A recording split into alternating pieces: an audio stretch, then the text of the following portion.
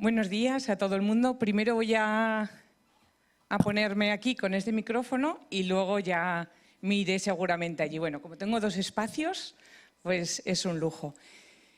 Muchísimas gracias a… Bueno, Sofía es mi intermediaria, ¿verdad? Pero sé que está Carolina al mando del equipo. Tenemos también aquí al director. Muchísimas gracias por hacer posible que yo hoy estuviese aquí en lugar de estar achicharrada en Zaragoza, iba a decir, del lugar donde vengo. Bueno, es un placer. Necesitaría el pasador de las diapositivas, lo tengo aquí. Y ponemos ya también la presentación para poder ir empezando. El título que tengo yo, mientras que se va poniendo, os lo voy contando.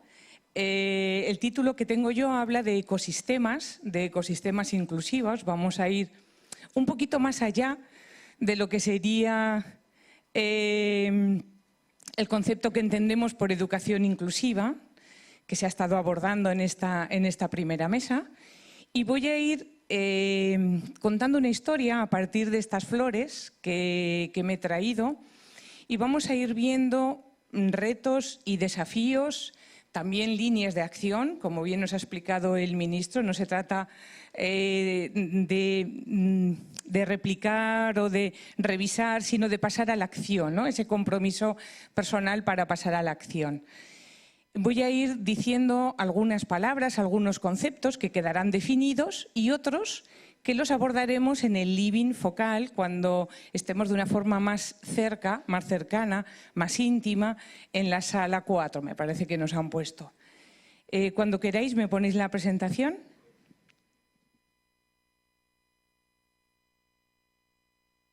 Vale. A ver.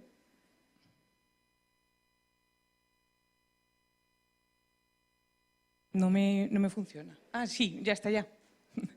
Gracias. Esta es la hoja de ruta. La conferencia va a tener como tres partes diferenciadas.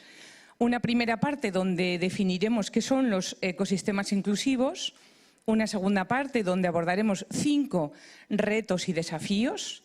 Y una tercera parte donde veremos qué líneas de acción debemos empezar a implementar para lograr pues ser esos ecosistemas inclusivos, ¿no?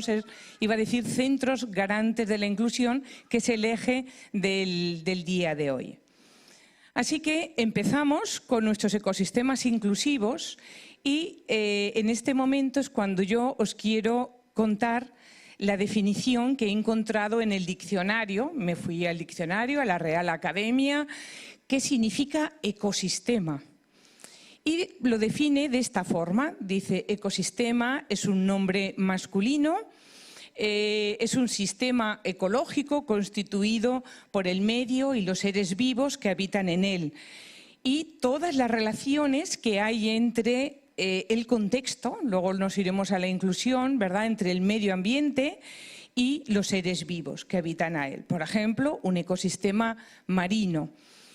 Si nos vamos a poner el foco aquí encima de la mesa, veréis que yo me he traído un florero que tiene flores, cada una tiene un color, cada una tiene un tamaño.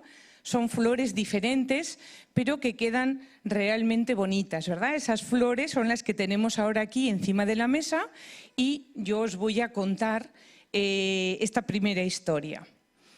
Imaginemos que las flores van a la consulta del psiquiatra y el girasol es la primera flor que está en la consulta del psiquiatra. Después de hacerle una serie de pruebas y de test, el psiquiatra le dice: usted padece gigantismo. Es una dolencia que no se puede curar, pero tenemos algunas estrategias que yo puedo enseñarle y podrá vivir una vida más o menos plena. El girasol sale con su brillante cabeza pendiendo del tallo. La siguiente flor en la consulta del psiquiatra es la pequeña flor de aciano. La flor de aciano es una flor azulita pequeña que está en los campos, pero que yo no la encontré y me he traído pequeñas flores de lavanda, me he traído yo. Cuando la flor de aciano entra en la consulta del psiquiatra, el psiquiatra no necesita mucho tiempo para decirle qué es lo que tiene. Y le dice, tu dolencia es, usted padece de trastorno del crecimiento. Tiene TC, trastorno del crecimiento. Sabemos que es algo genético, pero bueno, usted podrá llevar una vida más o menos digna en un lugar bien irrigado, que esté bien regado. La pequeña flor de aciano salió más diminuta aún, si cabe. Y por último, en la consulta del psiquiatra, teníamos al tulipán.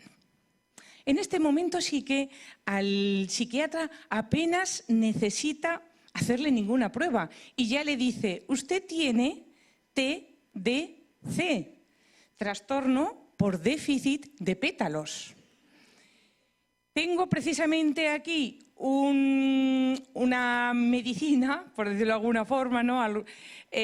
Un remedio que usted podrá llevar una vida más o menos plena. Ya os podéis imaginar cómo salió el tulipán. El tulipán salió también con la cabeza pendiendo del tallo.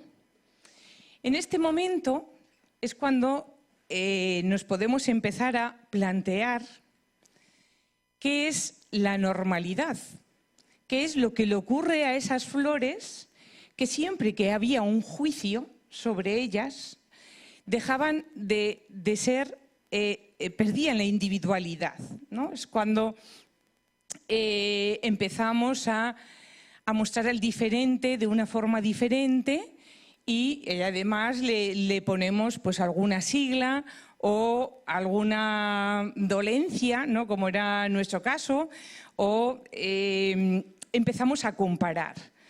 Realmente, en la educación, yo lo que me pregunto es ¿cuál es la flor normal de todas estas? Si yo os dijese, por ejemplo, la dalia, que la tenemos aquí de color naranja, esta rosa blanca, que es la única que es blanca, o las margaritas. ¿Cuál sería la flor normal? ¿Qué hacemos en educación? ¿Cómo nombramos al otro? ¿Existe realmente esa normalidad? Hace 150 años, un astrónomo belga, que no me salía, iba a decir Bélgica, un astrónomo belga empezó a utilizar los instrumentos que utilizaba para calcular la distancia a las estrellas en personas. Este astrónomo se llamaba Quetelet, terminado en T. Y este astrónomo fue el primero que habló del hombre promedio. Desde hace 150 años, nosotros, yo siempre digo, cada vez voy a ir un momento atrás, cada vez somos más promedistas, ¿no? O sea, siempre estamos todo comparándolo con la media y diferenciando a aquellos sobre los que emitimos un juicio, sobre los que son diferentes. ¿Cómo nombramos al otro? ¿Existe la normalidad? ¿Cuál sería para ti, para vosotros, para vosotras, esa flor normal? Esto nos lleva entonces a discriminar, ¿verdad? A los que son diferentes, sobre los que hemos emitido algún juicio diferente a los demás, pues añadimos los ismos, como aparece ahí.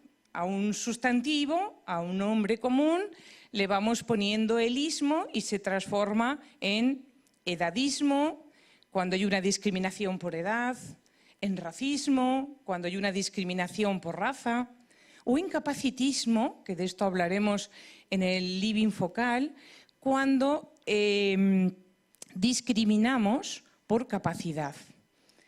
Y entonces aparecen también las fobias, los miedos, ¿no? Los miedos a los homosexuales, los miedos a los extranjeros, los miedos a los pobres, o incluso, como decía Bauman, que no la he puesto aquí, la mixafobia, que era el miedo a los diferentes.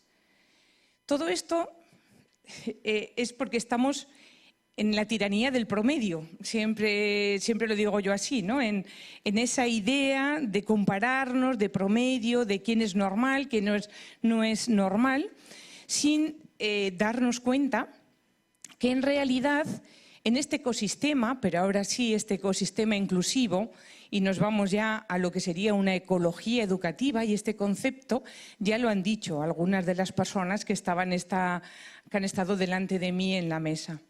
Han utilizado precisamente el concepto de ecosistema. ¿Cómo podríamos definir entonces qué es un ecosistema inclusivo? Pues sería ese sistema, ¿verdad?, construido por el contexto, en nuestro caso serían las escuelas, la sociedad civil, que también lo habéis comentado en la mesa, y también todos los seres vivos que habitan en él, digamos, toda la comunidad educativa, estudiantes, docentes, familia, sociedad y sobre todo, y esto es muy importante, las interrelaciones, las relaciones personales que vamos a tener, y de eso es de lo que voy a hablar ahora, ¿no? de la convivencia, del apoyo, del cuidado, de la empatía, de la compasión.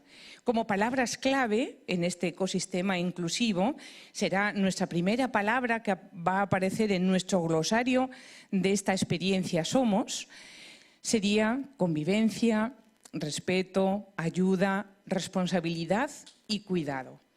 Así que una vez que ya tenemos definido qué es nuestro ecosistema inclusivo, podemos empezar a avanzar y a ver qué retos y desafíos tenemos para lograr realmente que estos ecosistemas inclusivos.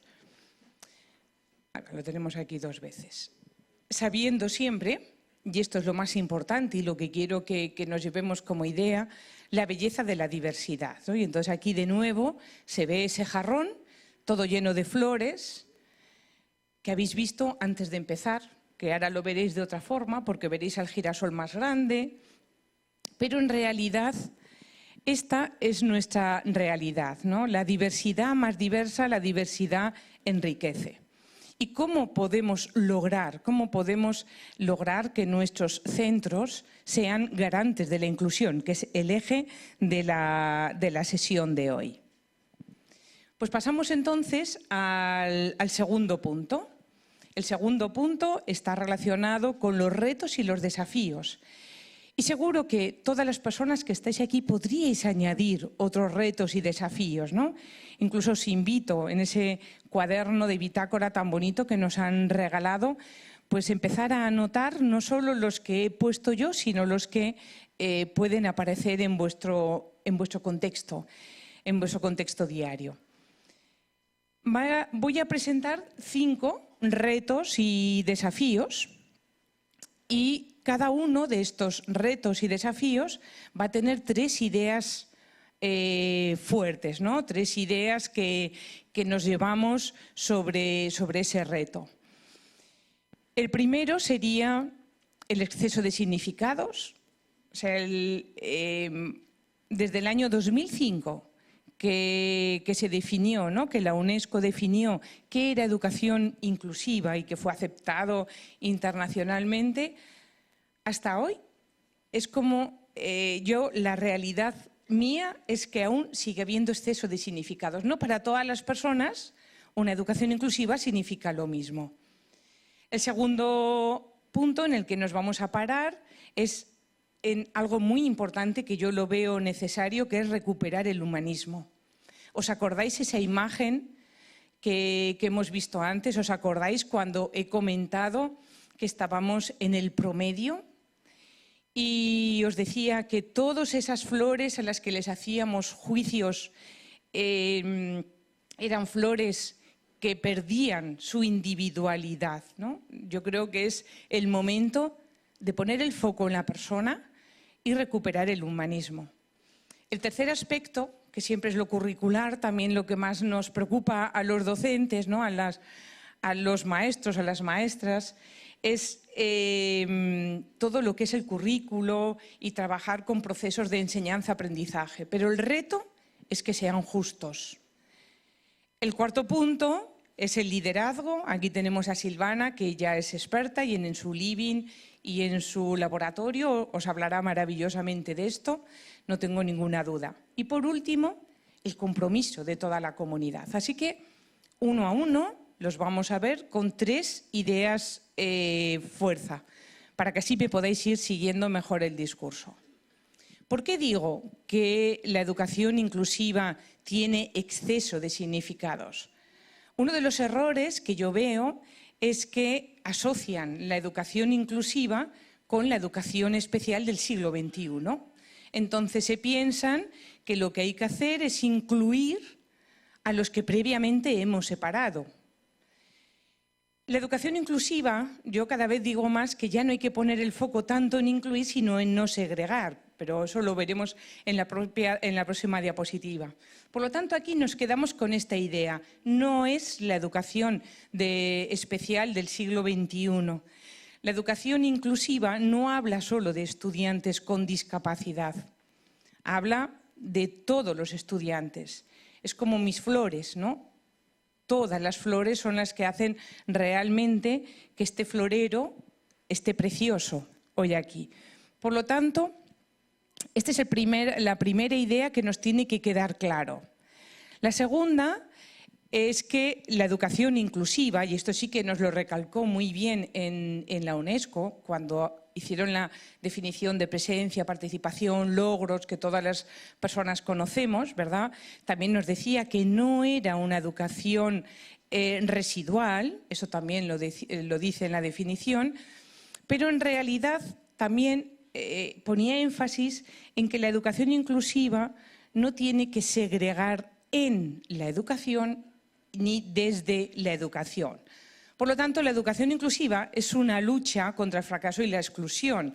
Por eso yo, cada vez que doy charlas o sobre todo que hago talleres y que trabajamos pues, con la programación didáctica, con el currículo, siempre les digo que en su diseño, en ese diseño para todos, ¿no? En ese diseño hasta los límites, tengan en cuenta a todos los estudiantes. Que ya desde el principio, eso nos dice el DUA y de eso hablarán mañana, desde el principio no segreguemos.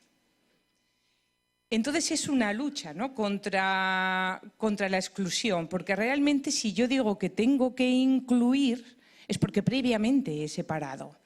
Así que lo que tengo que poner el foco es en no separar, no en incluir, sino en no separar, no excluir. Y esa indiferencia colectiva. La palabra indiferencia colectiva es una palabra de Roger Slee. En su libro La escuela extraordinaria, que os lo recomiendo, es precioso, él habla de este concepto de indiferencia colectiva cuando vemos algo que es injusto y lo aceptamos, cuando vemos algo que es injusto y no actuamos, cuando no participamos en una injusticia. A eso se le llama indiferencia colectiva.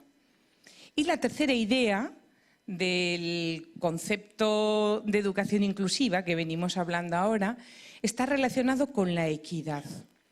La equidad es un concepto que aparece internacionalmente, ¿verdad? En el ODS número 4 nos dice que tenemos que garantizar una educación inclusiva y equitativa de calidad. Garantizar entonces la calidad y la equidad, esto es fundamental. La equidad está relacionado con la justicia social. ¿Por qué? Porque va a dar más apoyos y de mayor intensidad a quien más lo necesite. Y esta va a ser, yo creo que la clave para llevárnosla al aula, ¿no? Para qué tipos de apoyos, que será también una línea de acción, crear esas redes naturales de apoyo, igual que a nivel estatal e institucional lo estáis creando. Por lo tanto, primer punto era compartiendo significados, esto es importante incluso en los centros educativos, aclarar y compartir los significados. Segundo punto, nos íbamos a recuperar el humanismo. Habíamos dicho que cada vez que el psiquiatra emitía un juicio sobre una de estas flores, estaba anulando la individualidad, ¿no? Vamos a intentar recuperar el humanismo. ¿Qué vemos en la imagen? En la imagen veis una persona, bueno, es un dibujito, ¿verdad? Y alrededor 8 palabras. Las voy a leer en voz alta porque creo que están un poco pequeñas. En el medio pone de color rojo calidad de vida, porque este es el modelo de calidad de vida de los años 80. Y como dimensiones tenemos el bienestar físico, el bienestar material, el bienestar emocional, la inclusión social, las relaciones entre personas, el desarrollo personal, la autodeterminación y el derecho, porque la educación inclusiva es un derecho. Para las personas que tengáis el mismo perfil que tengo yo, que soy psicóloga en un cole, ahora estoy de excedencia, en lugar de pasar esos test que solemos pasar, ¿no?, muy centrados en el promedio, os invito a visitar, de todas maneras lo subiremos al site. Os dejaré después el enlace para que podáis trabajar con el inventario de calidad de vida. Entonces, cambia la mirada, porque lo que haces es mejorar todas y cada una de estas dimensiones, con todo lo que ello implica, en nuestros estudiantes. El modelo de calidad de vida, por un lado, y el modelo de apoyos, por otro, hace 2 años que se han juntado. Han vivido 25 años separados y ahora, apuntarlo si queréis para buscarlo, y si no lo subiré al site que he preparado, se llama MOCA. Modelo de apoyos y calidad de vida. Esto es fundamental porque te cambia la mirada. Ya no es tanto el diagnóstico, sino mejorar la calidad de vida de todas y cada una de las personas que conviven en ese ecosistema. Cuando recuperamos el humanismo, entonces, ese diagnóstico, esa etiqueta, ¿qué ocurre cuando al girasol lo presento como gigante? O cuando al tulipán lo presento como TDP, ¿no? O como a la pequeña flor de aciano la presento como TC. Esto no suena, ¿verdad? Esas siglas que utilizamos, ese diagnóstico, además, clínico, habitualmente. Un diagnóstico, a veces me preguntan, no es ni bueno ni malo. Lo que realmente es malo son las etiquetas que le ponemos. Por ejemplo, esta niña es una lenta, esta niña es muy rara, este niño es un vago. Esas etiquetas, ¿no?, esos adjetivos que le acompañamos, o su familia es, Entonces, el tema del diagnóstico, las etiquetas, lo podremos asociar con el lenguaje que utilizamos. Y el lenguaje que nos lleva a hablar de igualdad de oportunidades, ¿no? Estábamos hablando de equidad en el punto apartado y aquí recuperamos el humanismo y hablamos de igualdad de oportunidades. En el punto 3 nos vamos más al contenido curricular, nos vamos a los procesos de enseñanza y aprendizaje, y cuando yo he puesto y he hecho énfasis en el ODS número 4, cuando he dicho garantizar una educación inclusiva y equitativa de calidad es lo que es un reto. Es un reto, porque a veces esos procesos de enseñanza y aprendizaje en el aula no son justos. A veces se baja la calidad en determinados estudiantes, o incluso consideramos que han llegado ya a su techo, ¿no?, a su techo de cristal, o que ya ha cubierto, no, es que esta niña ya no puede aprender más. Ya ha llegado el tema de las expectativas, el tema del DUA, todo eso vendría aquí. Procesos de enseñanza y aprendizaje justos, y aquí realmente hay un reto muy, muy grande. Luego veremos algunas propuestas para poderlo hacer. En esta balanza que veis aquí, enseñanza, aprendizaje, parece que la enseñanza queda a la izquierda un poco por abajo y el aprendizaje a la derecha un poco por arriba, ¿verdad? ¿Qué quiero representar con esta balanza y la enseñanza y aprendizaje? Yo soy profesora en un máster de neuroeducación avanzada y hablamos muchísimo de neurociencia. A mí me encanta hablar de neurociencia. Soy psicóloga y hablo de aprendizaje. Pero, sin embargo, creo que lo que tenemos que recuperar es la pedagogía. Realmente la enseñanza, ¿no?, donde ahí está nuestro cuerpo como docentes, nuestro compromiso, ¿no? Tenemos que poner el cuerpo para poder llegar a todos nuestros estudiantes. Entonces, ¿dónde está el equilibrio? Esta sería la pregunta. Cuando estoy en el aula, ¿dónde está el equilibrio entre la enseñanza y el aprendizaje?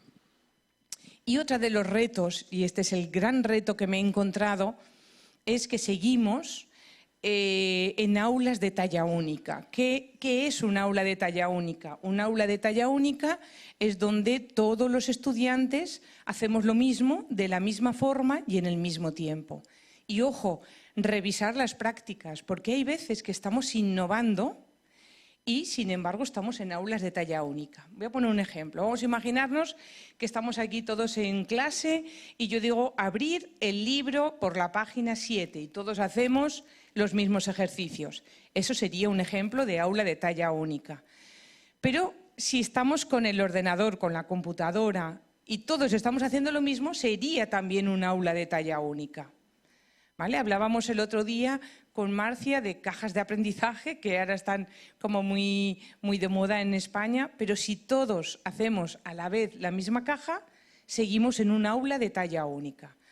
Tenemos que irnos a aulas diversificadas. Yo siempre les digo aulas DUA, porque me parece que permiten pues trabajar realmente la personalización del aprendizaje. Entonces, romper estas aulas de talla única es uno de los grandes retos que tenemos. El cuarto reto, y aquí ya os he dicho que Silvana va a abordar este tema, es el liderazgo. En el liderazgo he puesto la palabra pequeños cambios, ya la veis ahí, ¿verdad? Y también he puesto unos pasitos y a la izquierda los pasos dan vueltas en círculo. Sin embargo, a la derecha parece que avanzan alguna curva, el camino no es fácil, pero parece que van avanzando. Hace falta un liderazgo, un líder, ¿no? Una persona que lidere de forma clara, con unos objetivos muy claros, que te marquen el camino, porque si no, da esa impresión de ir dando vueltas en círculo y no avanzar. El liderazgo tiene que ser compartido.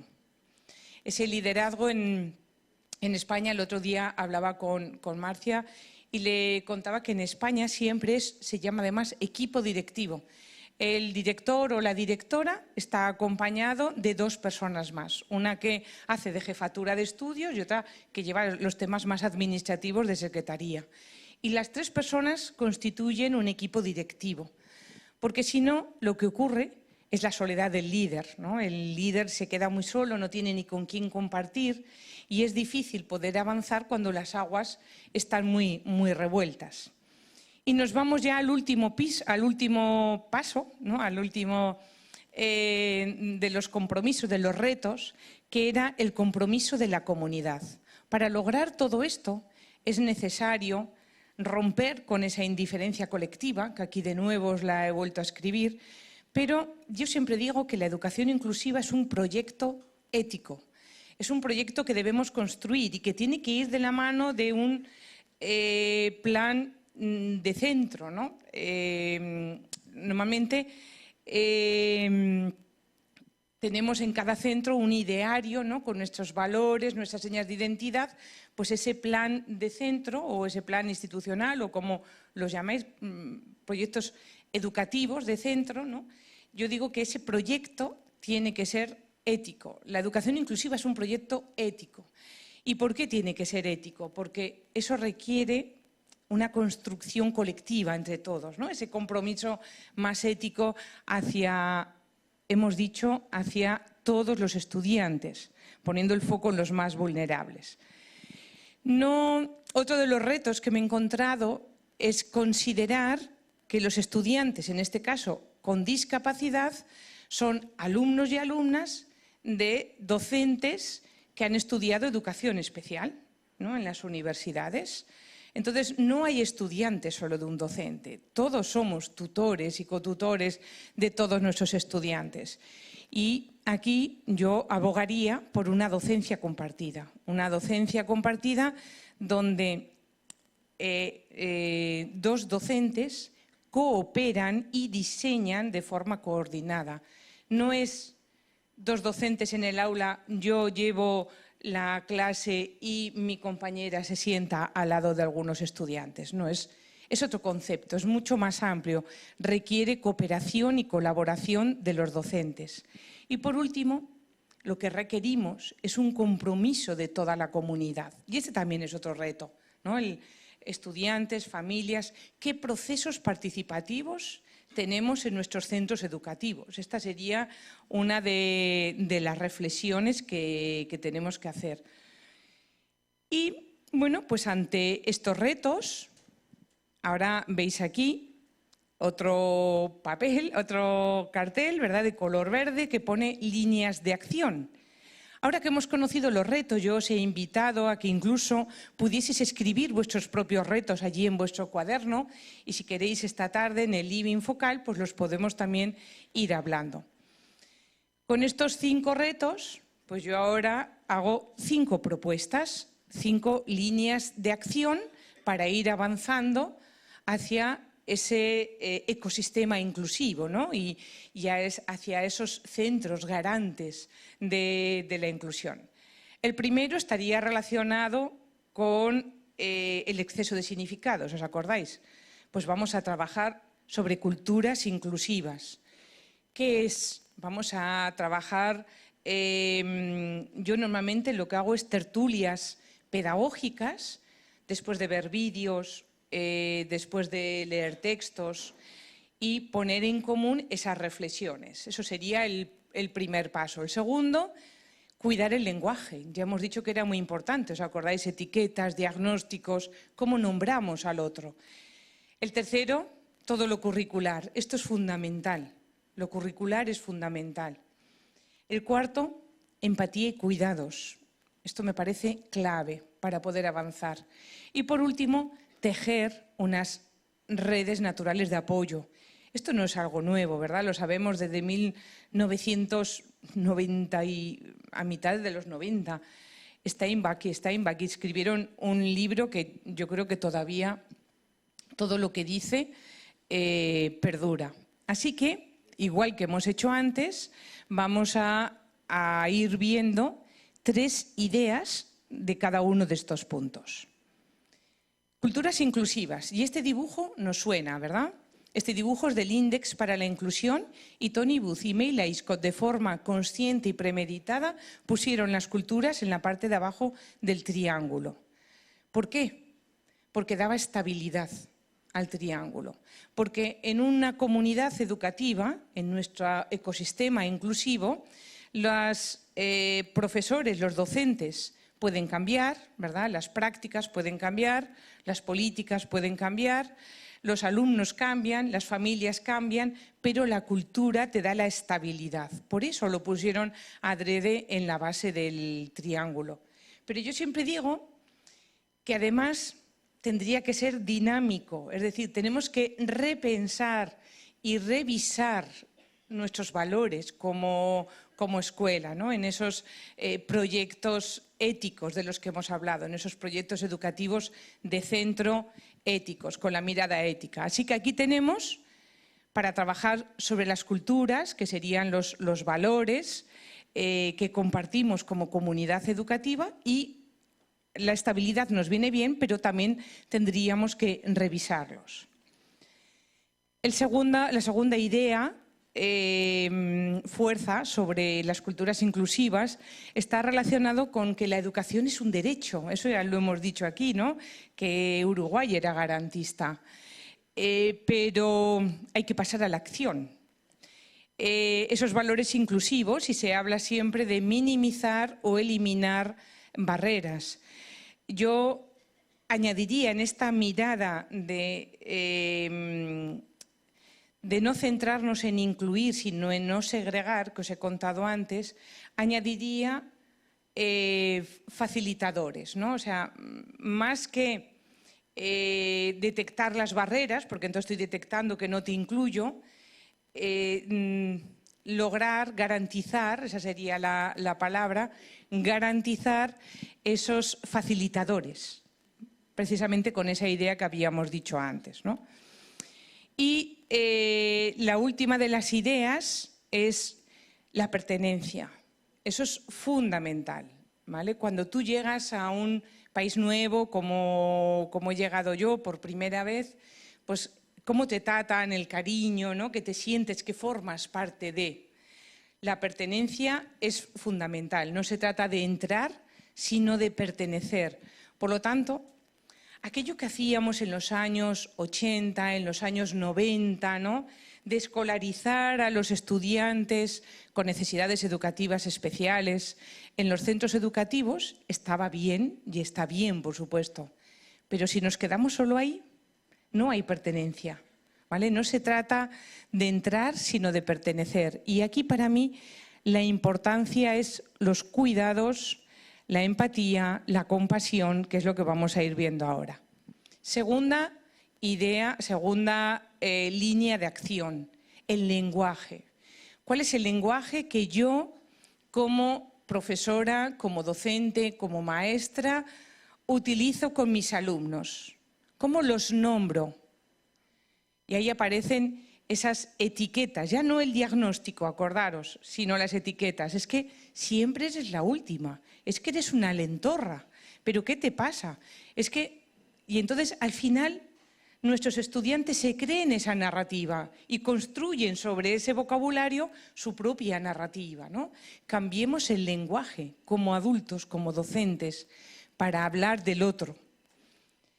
La ética del lenguaje es un concepto de Michael Lacroix, es un francés, que él hablaba de esas dimensiones que aparecen ahí escritas y que ahora explico, para hablar a las personas, ¿no?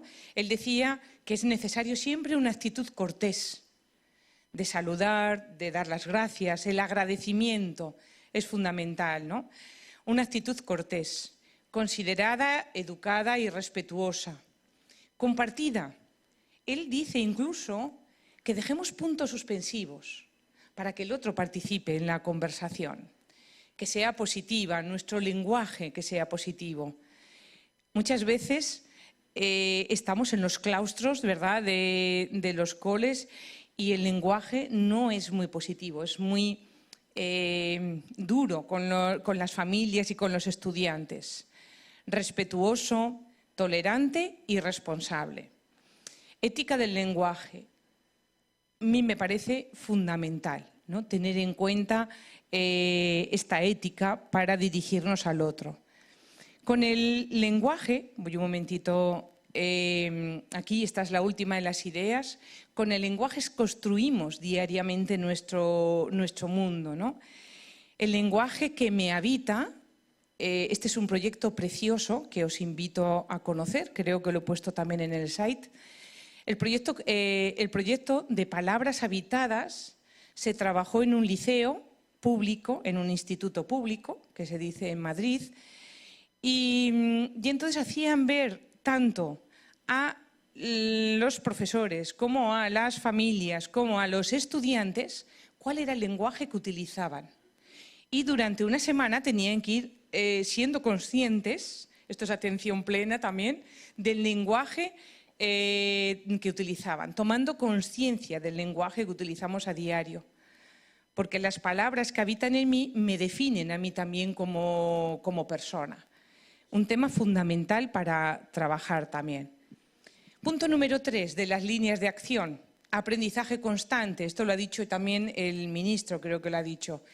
Es necesario, porque además es que tenemos que estar continuamente actualizados, ¿verdad? Para poder enseñar, nosotros como docentes tenemos que aprender, pero en este aprendizaje también tienen que formar parte las familias. Hay colegios, concretamente en Aragón, donde vivo yo, un colegio muy vulnerable que empezó a trabajar con las familias el tema de la alfabetización. Eran familias muy vulnerables, analfabetas, y iban a clase a la vez que sus hijos, normalmente las mamás. Yo, por ejemplo, cuando estaba en el cole de directora, tenía un grupo para que aprendiesen español mamás árabes. O sea, el aprendizaje constante, ¿no? Promover espacios dentro de nuestros centros que aminoren esas desigualdades, o sea, formar realmente ese verdadero ecosistema. Y diseñar esos modelos curriculares, pedagógicos, universales, que permitan, y la palabra clave es la personalización del aprendizaje. Esto podría ser una ruta, ¿no?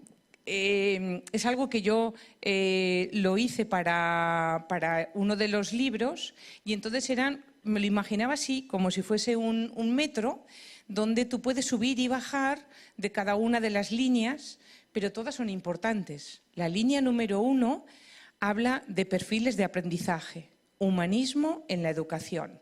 Conoce primero a la persona para poder después intervenir. La línea número 2, que pone ahí progresión, habla de andamiaje y de enseñanza multinivel. Claves básicas en todo el día a día en las aulas. La línea número 3, entornos de aprendizaje flexible. Esto sobre todo es diferenciación. Cuando hablamos de estaciones, de rincones, de cambiar los productos, todo el tema de, si conocéis a Carol Tomlinson, su libro de aulas diversificadas sería esa línea. Y la línea número 4 trabaja con el currículo, sobre todo en rutas de aprendizaje personalizadas, donde haces menús didácticos o donde haces paisajes u otras propuestas. Seguimos avanzando para terminar puntuales y nos vamos a la empatía y los cuidados. Hace muchísimo tiempo que yo escribí en el blog una entrada que decía mirada dúa. El cambio de mirada en los docentes para ver a los estudiantes, ¿no?, como personas es fundamental. Esta mirada nos va a hacer ver al otro en tanto otro, ¿no?, en lo que se llama alteridad, es decir, que sea otro, no hagas que sea igual que tú, ¿vale?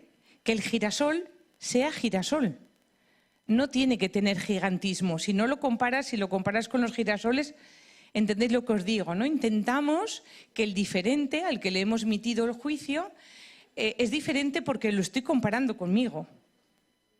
Entonces, esa alteridad es la que nos lleva, claro, rompemos con esa alteridad. La alteridad es pensar, respeta al otro en tanto otro.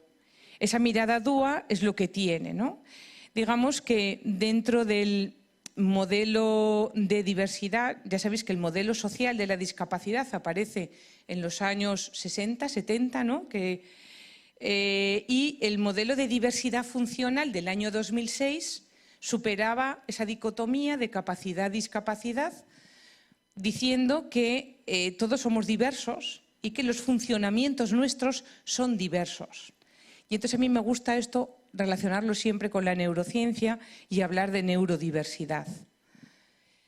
¿Qué relaciones hay entre los estudiantes, ¿no? El tema de la convivencia positiva, la empatía, y todo esto lo veremos también en el living focal, y sobre todo aquí todo lo que tiene que ver con esa pertenencia, con esa aceptación.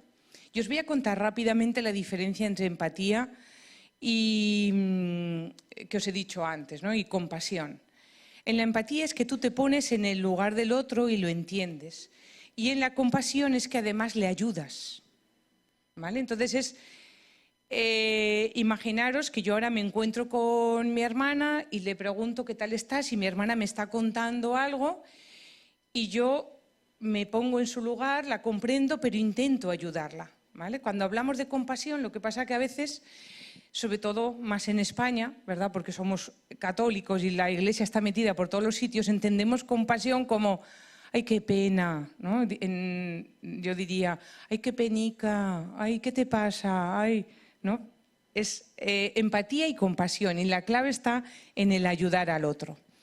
Y para eso necesitamos redes naturales de apoyo de toda la comunidad. estudiantes que se ayuden entre ellos, pues por ejemplo trabajando en equipo, trabajando en parejas, docentes que colaboren y compartan la docencia o familias que se impliquen o que incluso estén aprendiendo en el propio centro. El aprendizaje es de todo, formación para las familias y para la comunidad, esto es fundamental. Y lo último, para cerrarlo precisamente con la experiencia Somos, esa formación permanente del profesorado, y aquí doy la enhorabuena de nuevo a todas las personas que habéis hecho posible que esto realmente sea una experiencia. Yo lo estoy viviendo así. También estoy nerviosa, os lo tengo que decir, porque me toca estar todo el día hoy aquí. Así que con esta formación permanente, con esta experiencia Somos, vamos a ir cerrando. Y somos una marea de gente, y aquí tengo que leer un texto que tengo aquí escrito. Somos una marea de gente, todos diferentes, todas las personas que estamos aquí, las que nos están escuchando en streaming, pero todas las personas tenemos algo en común, ¿no? Tenemos un sueño utópico de caminar hacia el horizonte, como decía Eduardo Galeano, ¿no? No sé qué. Somos entonces esa marea de gente, todos diferentes, remando al mismo compás. Y antes de reproducir el vídeo, que se titula Mensajes de agua, del artista Macaco, a lo mejor alguna persona pues ya conocéis el vídeo que vamos a ver, haré una breve introducción. Al comienzo del vídeo aparece un texto que dice: ninguna idea es tan importante como la posibilidad de compartirla, y pone el foco en la comunicación. Luego aparece el planeta Tierra. La imagen se acerca rápidamente hasta una costa al borde del mar. El artista Macaco aparece en primer plano y poco a poco la imagen se transforma en un mosaico de diversas pantallas, donde decenas de personas lo acompañan cantando desde distintas partes del mundo. Y este es el mensaje, ¿no?, que me traigo desde lejos, pero que me siento aquí como en casa. Y esta es la canción que quiero utilizar para despedirnos, y que si nos la sabemos, pues que cantéis también.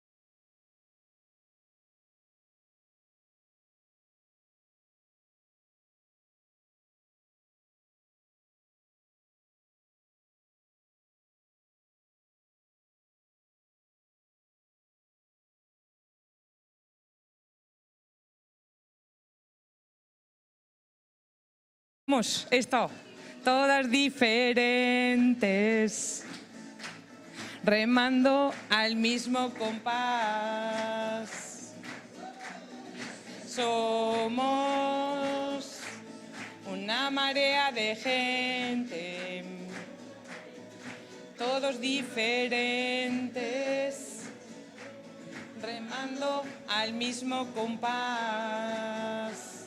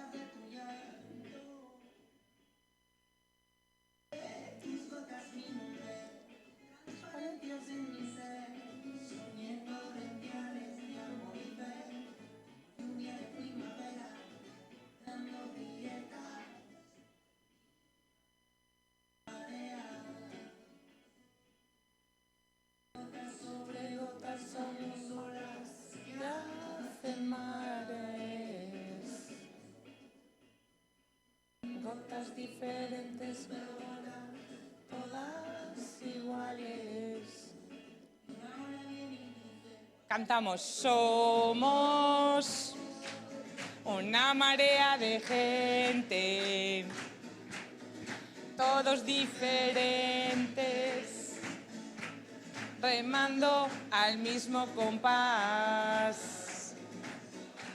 Es que somos una marea de gente, todos diferentes, remando al mismo compás.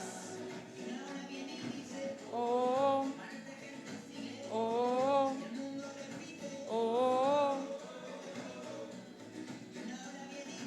oh, oh.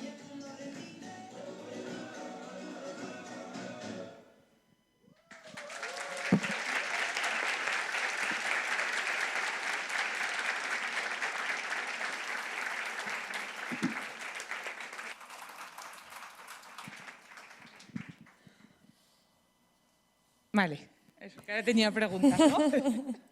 Muchas gracias, Coral, por tu excelente presentación. Quedamos todos. Un aplauso, por favor. Te invitamos a tomar asiento para las preguntas. Venga. Quedamos todos seguros, apreciando esa belleza en esa diversidad, recuperando esa intención de romper con esa idea de interpelarnos a volver y recuperar ese humanismo que nos convocaba Coral, romper con esa aula de talla única, porque seguro que va a ser un aula mucho más rica si logramos hacer eso. Así que, bueno, vamos a trasladar las preguntas. Les recuerdo el mecanismo. Van a pasar allí desde la organización, están con este indicador. Si ustedes quieren, hacen llegar la pregunta a través del formulario. Ya tenemos algunas consultas que las voy a trasladar, pero ahí pueden, si quieren, seguir sumando algunas preguntas para aprovechar justamente la participación de Coral. Tengo acá dos. Una dice concretamente, ¿cómo es la forma más adecuada de integrar un diagnóstico técnico al diálogo de la comunidad educativa? Vale, venga, pues estupenda esa pregunta. El diálogo técnico me imagino que sería el diagnóstico, ¿no? El diagnóstico técnico, sí, el que hacemos, claro, los orientadores. Fijaros que en España, igual que aquí, utilizamos el DSM-5 y ponemos esos diagnósticos muy, muy clínicos y por esto esta era una metáfora, ¿no? El TDAH, el TEA y decimos las iniciales. Yo os he dicho que estoy de profesora, que soy profesora en un máster de neuroeducación avanzada en la Universidad de Barcelona y a mí me gusta trabajar con perfiles del neurodesarrollo. ¿Por qué? Porque sería algo más humano, ¿no? Porque nuestro cerebro cambia continuamente, por lo tanto no sería un trastorno, o sea, no sería un diagnóstico fijo y el propio lenguaje, fijaros que al decir trastorno es como que estás trastornado, ¿no? Es sinónimo de que algo no va bien. Ni siquiera utilizamos déficit de atención, decimos trastorno. Entonces, para mí, respondiendo a esa pregunta, me tendría que ir al cerebro, tendría que ir a conocer el cerebro y empezaría a trabajar con perfiles. Ya habéis visto que ahí ponía individuales, serían perfiles del neurodesarrollo, donde pues un perfil sería la atención, otro la memoria, otro el lenguaje, otro el sistema motor, otro la comunicación social, ¿no? Pero siempre desde los avances de la neurociencia y entendiendo que es dinámico, que nunca va a ser algo estático, que tener un TEA parece que nos vamos al cajón de los TEAs, ¿no? Lo abrimos y decimos, le pasa esto, esto, esto y esto. Sin embargo, yo estos perfiles del neurodesarrollo me lo imagino como un ecualizador, donde puedes tener la atención aquí, pero a lo mejor un día que yo no tengo déficit de atención, pero estoy muy preocupada porque lo he pasado mal, hay problemas en casa, tenga la atención también alta.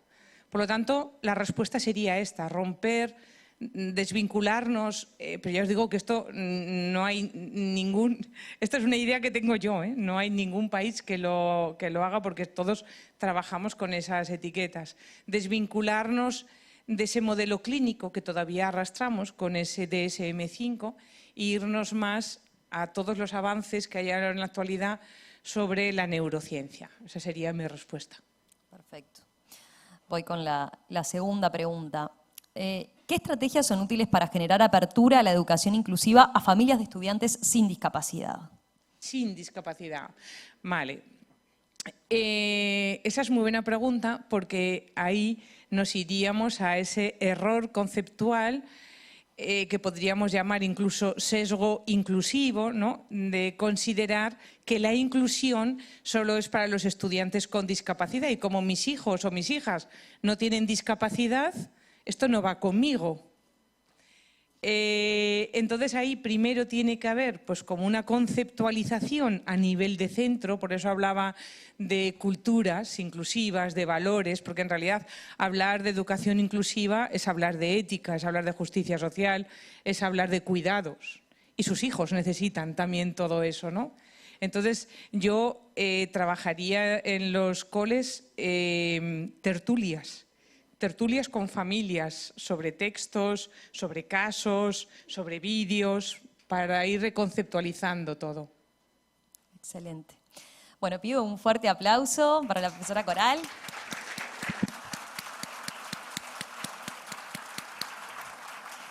Coral Elizondo nos va a estar acompañando en distintas oportunidades a lo largo del evento. Así que ya tendremos instancia para